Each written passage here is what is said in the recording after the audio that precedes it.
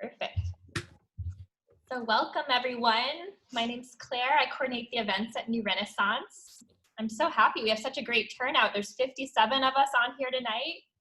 And I'm happy to be joined with Carol Ferris, who's a local Portland Jungian astrologer. And she's going to be in conversation with Sarah, who of course is the author of Affirmations for Turbulent Times. She also wrote Your Resonant Self and its accompanying workbook. And I know Carol and Sarah are going to tell you more about them, but I'm just happy you're all here. And if you live in Portland, you can pick up this book at the bookshop. You can also buy it online from us. I put the link in the chat, and it's a really cool book. I want to look at it more, but I love the cover. It's beautiful. So it is so big. Yeah. So anyways, I'm going to turn it over to you, Carol, and let's get started. Thank you all. Yeah, thank you, Claire. And thanks to New Renaissance. And thanks to all the good work that New Renaissance does, you know, in the community, not just the being a sort of residence for a lot of, it's such a good intersection for so many different kinds of thinking. And so I appreciate being invited. I'm going to talk very briefly about myself to introduce myself, and then I have the honor of introducing Sarah. I am an astrologer. I would say that I have a deep and passionate interest in the psychological insights and journey of the Swiss psychologist Carl Jung, but I have an equal interest in classical Chinese medical philosophy. And I wrote my master's thesis about 6 years ago, graduating from now dear departed Marylhurst, my alma mater, called The Sky's Body, Constellations in Medicine. Because in classical Chinese medical philosophy, especially as it has been taught at the National University of Natural Medicine here in Portland and at OCOM here in Portland, health comes from living with the chi of the seasons. So it's really my idea about astrological thinking is, it isn't that I don't think it can't function prescriptively or what I would call oracularly. It historically, in Western culture anyway, astrology has been very what I consider to be Saturnian, which is directive and establishes to a certain extent an imbalance between the astrologer and the client. This idea that the astrologer knows something that you don't, and that you go to the astrologer to learn something you need to know prescriptively. It's not how I work. I think astrology is an absolutely remarkable symbolic language about what we understand about the rhythms of time, and that our well-being comes from understanding how we co-create with nature and time. So I'd like to introduce Sarah now that you have a little sense about who I am and how I work. I see people all day, every day. I teach private classes. I podcast regularly through the Salome Institute, which is a Jungian institute here in Portland. But I want to talk about Sarah. And I want to talk about how I know Sarah, because I met Sarah through the gleam in my son's eye many, many years ago when he fell in love with her and when he had the good sense to marry her. So she is my daughter-in-law and the mother of my grandson and of my granddog and my granddogs. And I feel over the years, as I have learned more and more about her work and watched her work evolve, especially around the understanding of how we, in our brains and in the embodiment of thought and image, we make the world. And how, because of the neuroplasticity and receptivity of the brain, we can change. So I have been interested in Sarah's work for a very long time. I really fondly remember when we all traveled to Europe together and you were writing the piece on privilege on the train between Paris and Venice. So I feel lucky to know Sarah from the place of where she learns, and innovates. So, as Claire said, she's a neuroscience educator. She's a certified trainer of nonviolent communication, and she's a facilitator in constellation work, and is the author of the Resonance series, Your Resonant Self, Your Resonant Self workbook, and this book that we're here to launch tonight, Affirmations for Turbulent Times. She and the family live across the river in Vancouver, Washington, and you know how to buy her books. So it's just really an honor to be asked to be with you on getting to see this wonderful book, which I got to see, created, conceived and born. It's great to be here for this. So good evening to you, and it's your turn to talk about yourself. Thank you. I'm so delighted to be here with Carol. There's something I want to say deeply fun about our brains coming together, because we think differently, but I think we inspire each other quite often. And I just want to say to Claire, if you put that link in the chat again, the folks who joined after you put it in, they won't be able to see it, unfortunately. So if you put it in when you notice new people coming, that would be amazing. Because I also love New Renaissance. That was the first thing I wanted to say, and love independent bookstores. And I'm so glad to be here and to be doing something for you, for our community, and for a very widely international community, as we were discovering before we began our talking tonight. So Carol has said very interesting things about me, and many of you have met me before and are here to hear about the book. So I think in regards to me and this book, which I'm delighted is so lovely, I just heard my editor talking about how the book came about. She was doing a talk for a big bookstore association, and she was talking specifically about this book, and she said that she kept going home to her family and saying, these are such chaotic, difficult times, and all of my books in my series, she's the mental health editor at Norton, she said they're all about trauma and chaos and pain. And finally, one of her children said to her, "Mom, do something that makes people happy." And so she actually called me up and said, "Sarah, I want us to pitch an affirmations book to the editing team at Norton, and I wonder if you'd be willing to write it." And it landed so sweetly for me that I was being asked to do an affirmations book, that I was being asked to do a book. And simultaneously, I was like, oh my goodness, affirmations. There's something about the work that I do that's so grounded in truth-telling that I thought, how do we get from truth-telling about no kidding, these are turbulent times.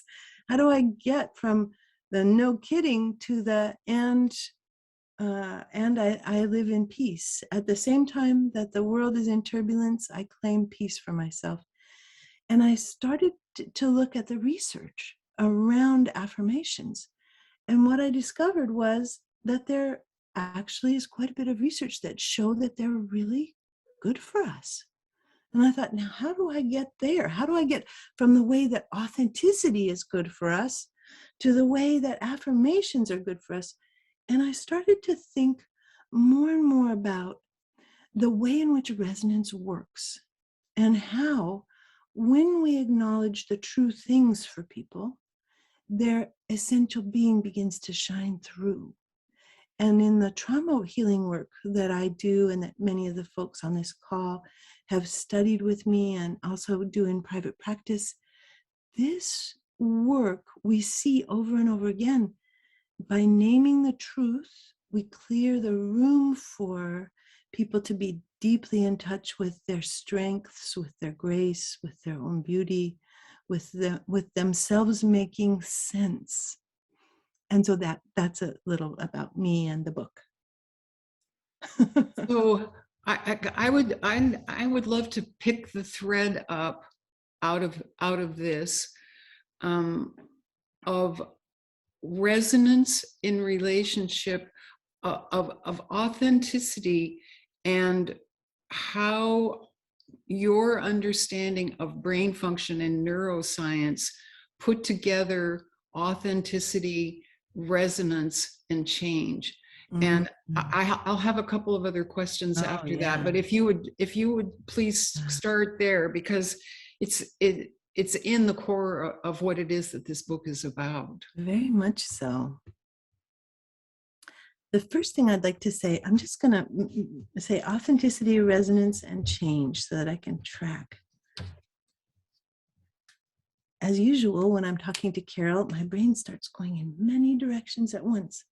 The first thing I want to talk about is change on a brain level.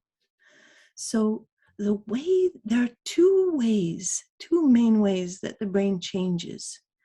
And one of those ways is when a gamma wave of insight rolls through the whole brain and realigns different neural connections that used to be very stuck to each other and makes new neural connections.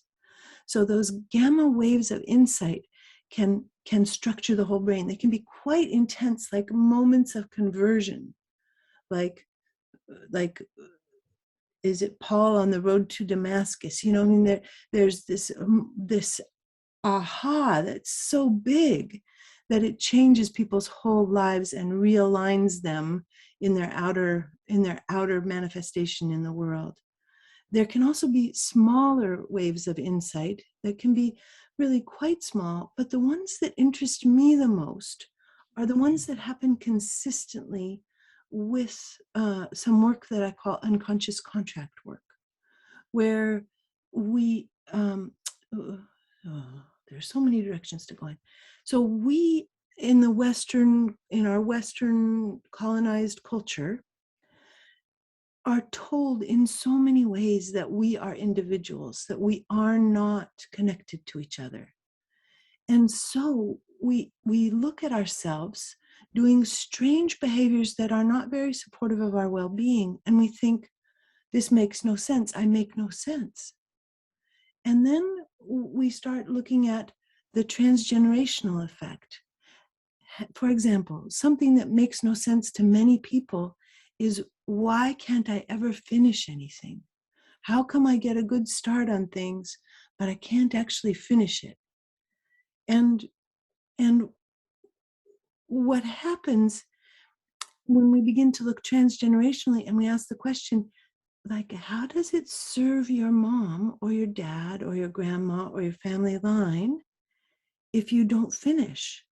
And there are many ways that it can serve the family line.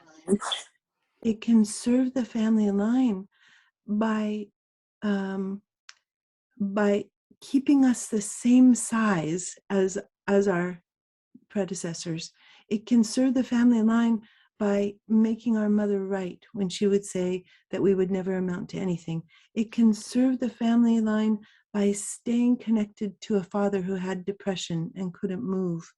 It can serve in so many ways once we start to expand the idea that our nervous systems are not separated from everybody else's nervous system, and especially not from our family of origins nervous systems, and that they are still in relationship with those nervous systems as they were, as Irene and Leonard Peyton were when in 1965 when Sarah was 3. That's a very important time. What were her parents like then, and what contracts did she make then? So when people have an insight that they say, aha, I'm not solitudinous. I am not just one. I am not cut off from my family and my people. I belong to something greater, and I serve something greater. And my nervous system tries so hard to serve something greater. And honey, your parents are dead. They've been gone for 10 and 15 years now, and and they're gone. And do you still want to keep that agreement that you had with them, never to finish anything?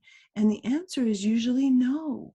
Okay, so that's change. That's like the level of change that we work with the resonance material. I'm just going to pause there before we go to authenticity and resonance, just to kind of get your voice in here, Carol. Well, one of the things that my continuing takeaway from some of our conversations and from working with your workbook and with this book is, as you know, I'm very interested in the power of image. So when I think of unconscious contracts, I think of the pictures that hold the somatic principles in place, and that the pictures tend to repeat themselves, not only because they're comfortable and familiar and give us that place to be, but the kind of vulnerability that we have when that picture gets disrupted, even if we are welcoming, even if we create space for another picture to rise and make itself evident to us. And I think that's the moment that you're talking about. Yes. Yes. The arising not just of a new image, but in the case of this kind of insight work with the brain, and an expanded lens that changes the context and the meaning of the central image that we're working with. If I've just thought I was a piece of, dung because I couldn't ever finish anything, and I go, oh my God, I'm serving my family, then all of a sudden I'm no longer, something that doesn't matter. All of a sudden there's like a sea change in even how I see myself. So that expanding lens is quite something in terms of the picture and the way the picture changes. Well, and I just, this isn't really a detour, but this is something that I've thought about.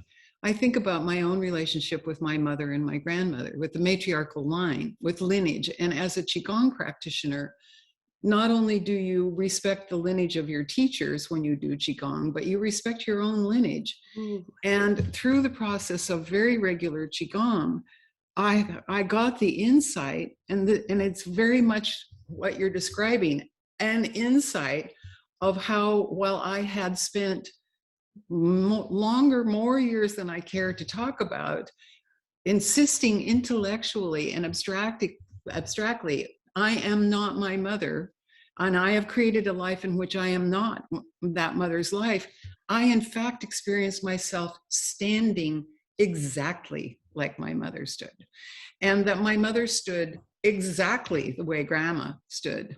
So in the process of how even though abstractly I had made a break from the lineage, in fact, I was occupying the same stance. And having had that picture through Qigong and also through Alexander work and through this imaging work, where it's not, oh, you made that up, imagination, you made that up, but how can you re-somaticize the pictures that you are holding in your body to change the physiology, which is also neurological? Oh, what a yummy question. Okay, so then that goes towards, I think, partly we're headed with authenticity. Okay, but before we go to authenticity, I want to just say about the expanding picture that it seems to me that this is part of what you're working with when you work with people in terms of time and astrology and your session work, that you're also offering a widening lens that allows people to go, I, in the context of something greater, make a different kind of sense. Yeah, thanks. Yeah. Okay, onward. Okay.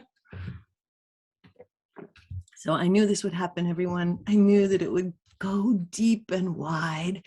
And I said to Carol and Jeannie before we began that that we have a wonderful script. And at the same time I said, it's okay to to let go of the scriptive in any way we want to. The next piece is authenticity and resonance.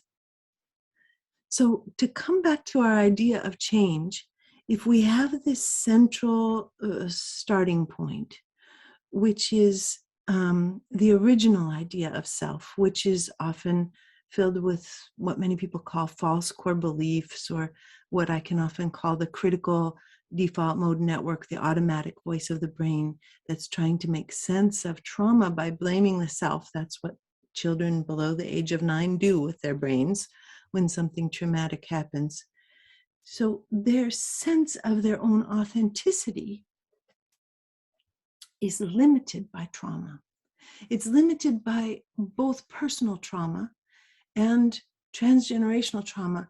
But I also want to name the cultural momentum that, again, I want to name it again, the cultural momentum that tells us that we're alone, that puts us on a floating iceberg that's broken off from every other iceberg, and all we have to be able to survive on this iceberg is ourselves. So then here we are trying to do authenticity from an artificially limited sense of self. And this is where the affirmations, so the affirmations book itself has a number of themes. And then for each small theme, there are two different pages. So you open it up and it says, for example, on this page, it says unpredictability. And so there's a page that has wonderings and a page that has affirmations. And the wonderings are the acknowledgement of the limitations that we have lived with, to try to give people a sense of the piece of ice that they've been trying to stand on. Is unpredictability hard on you? Do you need to know what's happening so that you can imagine yourself into the future? I'll just read the first two questions. This is what that first wondering does. It like says, what's that ice like that you've been standing on?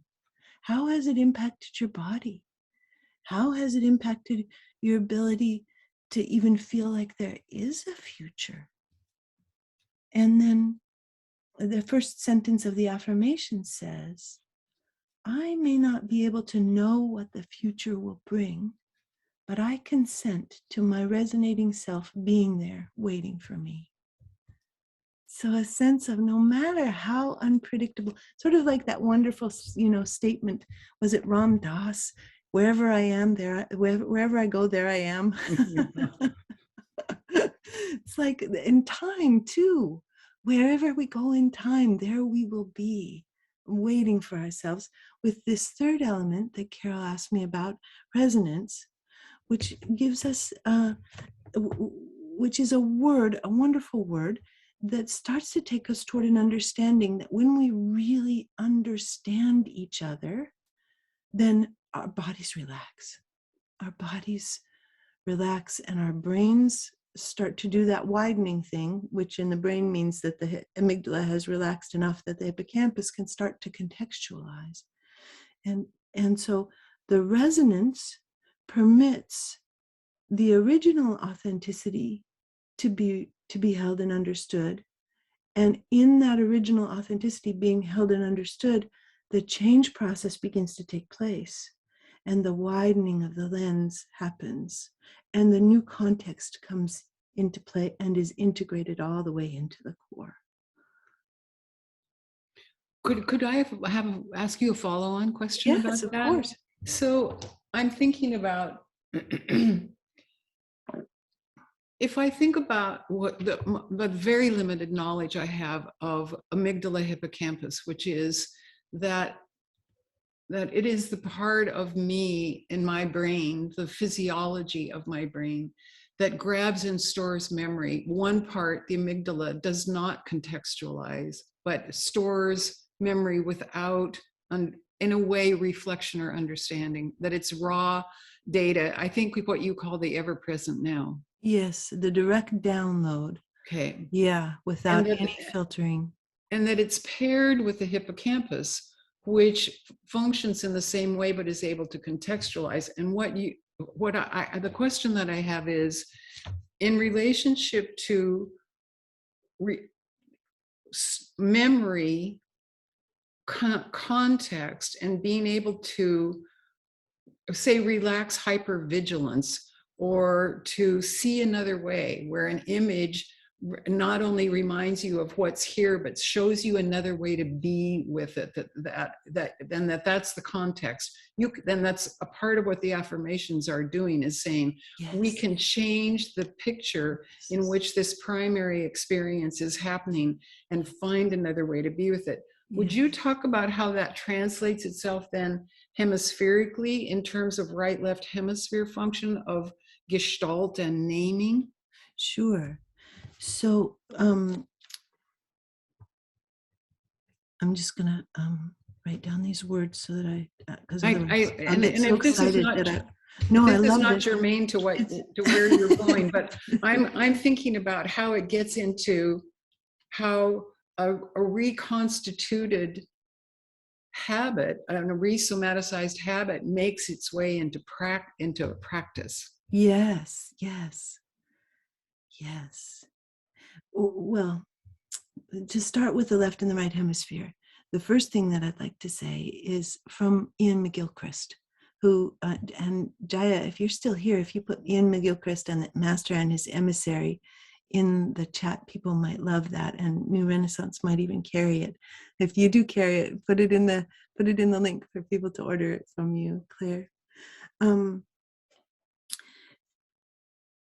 He says that the left hemisphere strips things apart. It's like it breaks down a car into all its pieces. Like it takes the car apart into all its pieces, and it can alphabetize all the pieces, and it can sort of put all of the pieces back together the way that they came out. But the left hemisphere by itself doesn't have the capacity for mastery that the right hemisphere brings. So the way that a NASCAR mechanic who loves cars and loves them to work beautifully and smoothly and perfectly and even better than they were originally made to work, the way that NASCAR mechanic's going to put those pieces back together is going to be very different from the way that Bob's Auto Shop is going to put it together. Apologies to Bob's Auto Shops, which may have many, many auto masters in them, but there's something about a way that we can take the world apart and then without sucking the life out of it, like leaving all the pieces with their poetry, so that the right hemisphere can reclaim all those pieces as an integrated whole. Yeah. And that's where the picture making and the capacity for metaphor enters. Yes. Okay. Exactly. Thank you. Yeah. Thank you. So what Ian McGilchrist says is that and this I think is so interesting for the creative process, and I think all of us have experienced this when we've shared about a project too soon, shared about a creative process before it came to maturity, and shared it with somebody who responded with criticism or indifference or dismissal or contempt, and poof, the pieces were gone. Mm-hmm. We brought those pieces out, we put them into language, we shared them with someone else who couldn't receive them, and boom, that whole project just disappeared. And that's coming out of the right hemisphere, moving into language in the left hemisphere, being shared, and then being met with the left hemisphere, as opposed to coming out, being shared, and being caught with resonance, which was, I just want to, bring the personal in.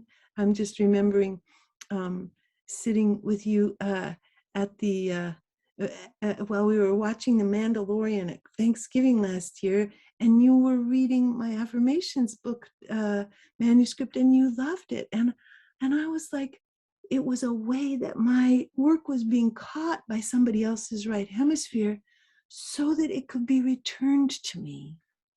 And this is a part of what we're talking about with resonance and picture making and the ways that brains change by integrating a new image.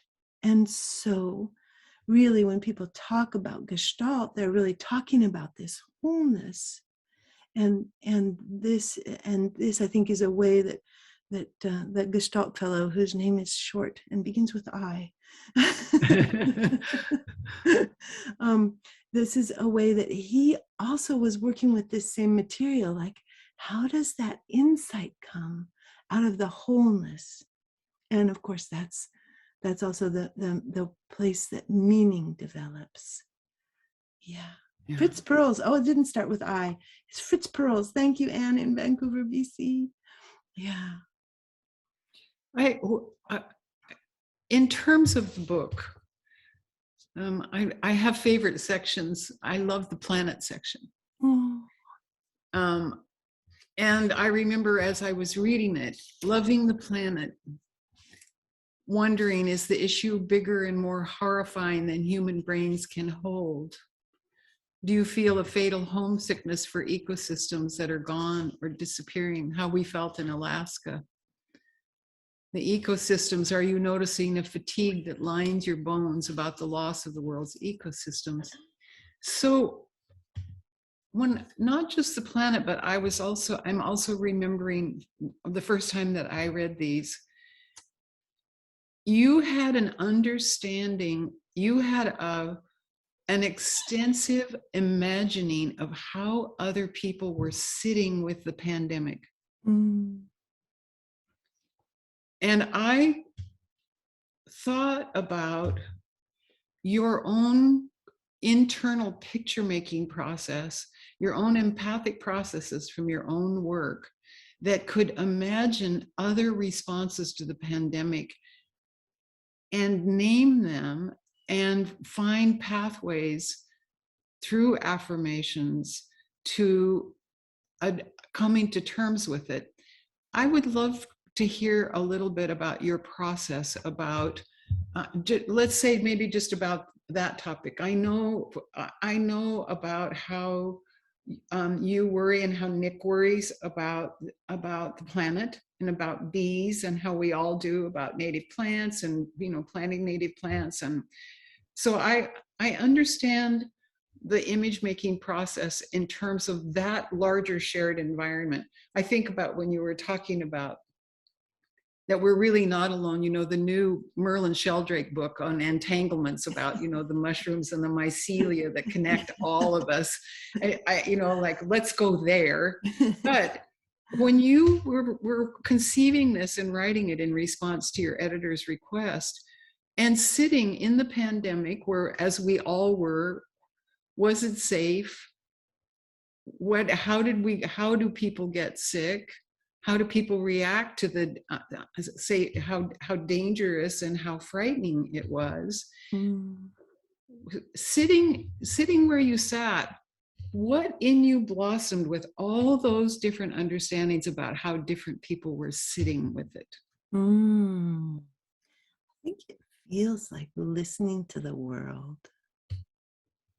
I think it feels like listening to the world of people.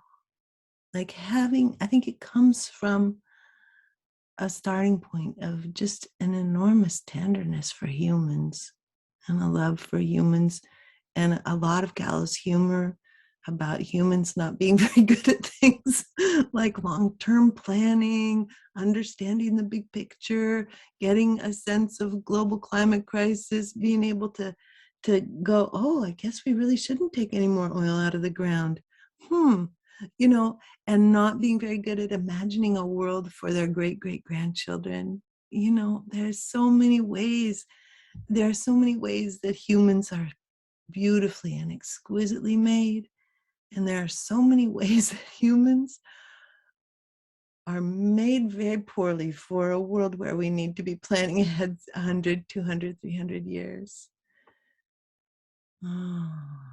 So that's where I was sitting, was in that, incredible sense of tenderness that I feel for all of us sweethearts, and for all of the sweethearts of this world.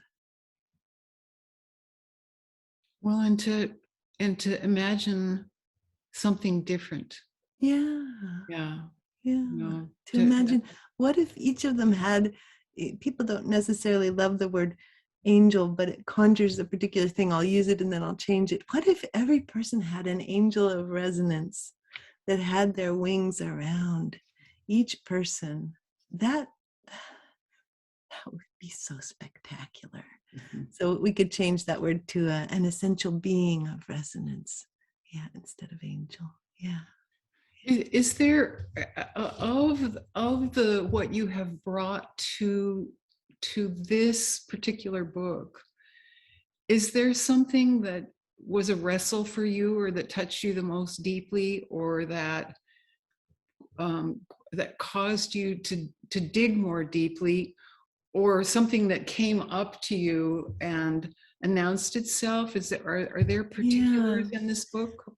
Very much so. In particular, this section that you've chosen about how do we find really authentic and expansive and generous affirmations for ourselves during a time of global climate crisis, as well as during the pandemic. But it's the global climate crisis that really hits me, that I really, really needed to take long walks and do a ton of work around. One of my co-teachers in the last year, Roxy Manning, is very dedicated to Martin Luther King's idea of the beloved community. And in co-teaching with her, we did a series that was about nonviolent communication and Martin Luther King's nonviolence principles in the beginning of the year last year. And it was a recalling of myself to love. And there's a lot of acknowledgement of anger, of rage, of impatience, of terror, of grief that needs to happen for us to be able to authentically and fully name how we feel about the global climate crisis, and then to allow ourselves to find the foundational kind of movement into the essential self that is the place of affirmations. So I think that was the toughest part to write, and I also found it most beautiful and compelling. I think about what I have learned from you about epigenetic trauma, not just my own small experience of being in a family lineage, and I think for me, especially as an aging woman, I love the section on this book on aging. I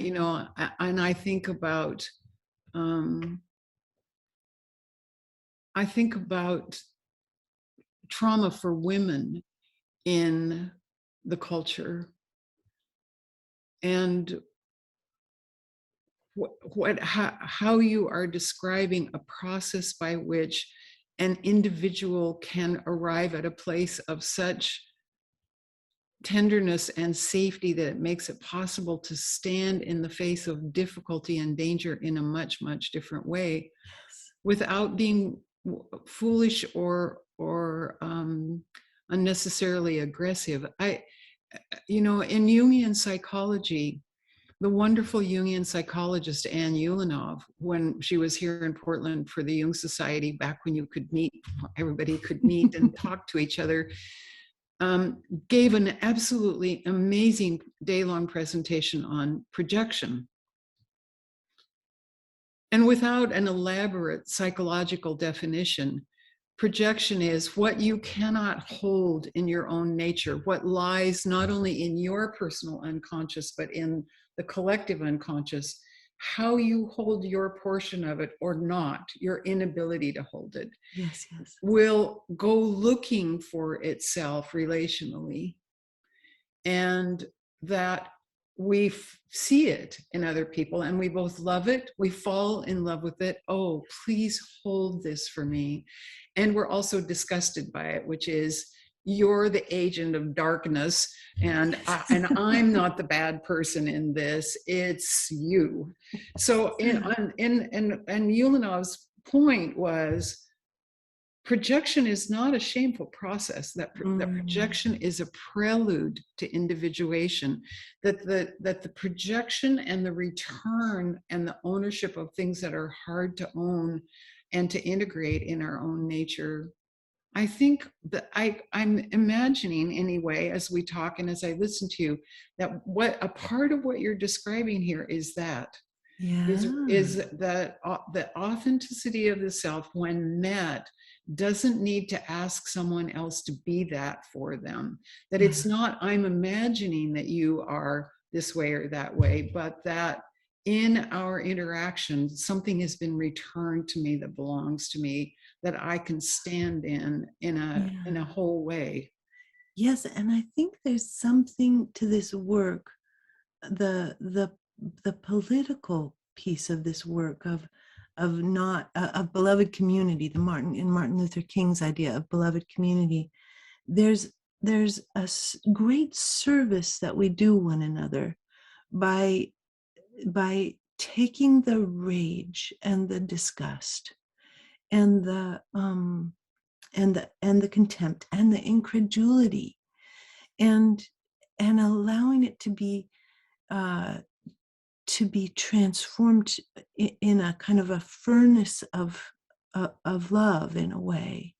That's and what I so learned from Martin Luther King and so loved about Martin Luther King was that the furnace of love allows us to see the very brightly burning fires of others, and to call them into relational space, and also to love them where they are. But when we take it into our bodies and it's transformed in this work that we do for ourselves. Let me see if I can catch this. When we take it into our bodies and transform it, we're doing such a service for the other person, that they are who they are, and they don't have to be a villain for us. Whatever side of things we're on, whatever villainy we tend to project, and in the US, the projection of villainy has been quite extensive. Magnified. Yeah. And of course, I say to myself, and Sarah, boy, was it timely that you ran into the whole Martin Luther King thing right after the election. And you were no longer in the constant fire of distress about the environment that was so intense for me during the Trump years. So you're catching me in a Biden moment. Where there's expansiveness, and I expect that if we make another turn back into that, into the movement away from the climate accords, and the movement away from protecting the sacred lands, and the movement away from at least starting to talk about not using all the fossil fuels in the world, that then there'll be it'll be back into the furnace for me. Yeah. But we're back into the core of the book, which is image making, and the cooking. The recipe. I'm feeling a very strong alchemical flavor to this of our living laboratories of transformation through this process. Yeah. I'm also very mindful of the time. Oh, yes. And so I want to turn to Jean, as we thought that we would at this point. So Jean, I think this is the point at which you join us, okay? Here's Jeannie Rodden. Hi, I'm here. Hi, everyone. I'm Jeannie Rodden, and I wanted to tell you about our random drawing for this wonderful Zoom event. I hope you are all as fascinated by this conversation and blown away as I am, because I'm just like hanging on to every word. But I haven't forgotten my role to announce the recipient, number one, of a free signed copy of Sarah's new book, Affirmations for Turbulent Times. And that signed copy goes to Neria Thomas. Oh, Good. Neria Thomas, Great, Neria. congratulations. There you are. There you are. Yes, you look very happy. And Neria, can we just get your email in the chat so we can get in contact with you and get that book out to you? Okay, and the second thing we are announcing tonight is we have a recipient for a full scholarship to Sarah's Affirmations Lab classes, which begin on January 5th of this coming year. And the recipient of that scholarship is Linda Slattery. Linda, you are the winner. So Linda, if you could put your email in the chat, we'd be most grateful. Congratulations to both of you. And you actually are side by side in the lineup right now, to me at least, which is great. I can see both your smiling faces. So congratulations to both of you. Mm. Thank you, Jeannie. Mm. And we'll just double check that those. Jeannie, just stay on for a little minute and tell me whether those folks are sending. You can send it in a private message to Jeannie if you want to. If you know how to do that on Zoom, you do that by just clicking on her name in the participants list. And yeah, let's just make sure we get the email addresses. Sure.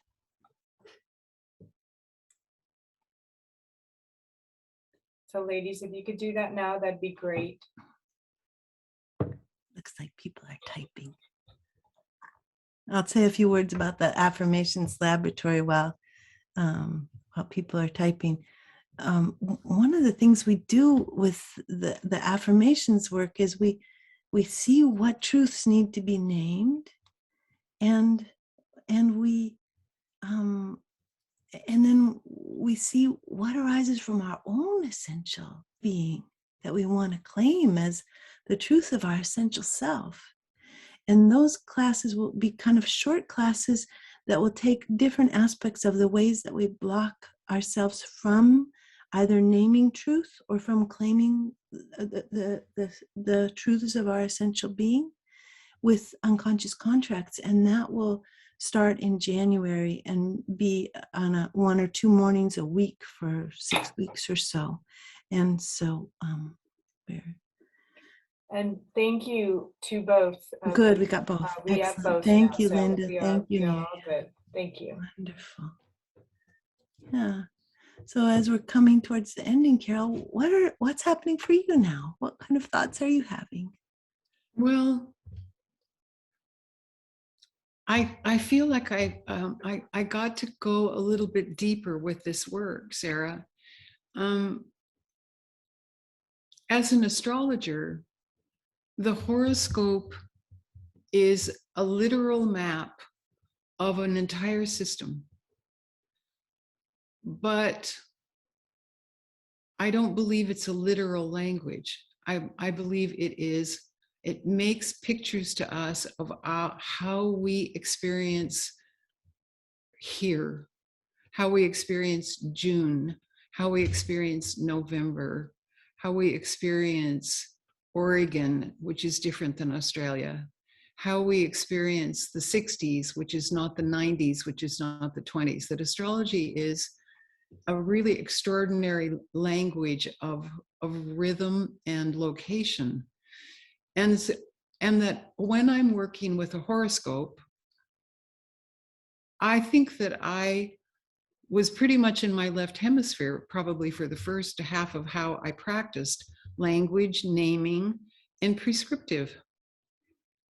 And I have really shifted gears over the years. And for me now, the horoscope is a portal that invites two picture making processes to arise and not come into agreement, but to meet. And that my job as an astrologer is to use the symbolism of the horoscope, not to name and describe, but to invite through my own understanding of Venus, say, and response in the other person, so that there is a shared, vibrant picture.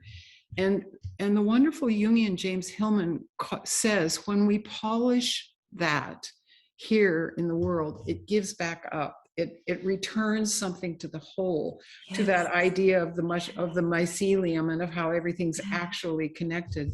Yeah. So I thank you for this, because it's warmed up and made alive something that I continue to work towards in my own practice, which is, how does language make pictures that resonate, that illuminate and change?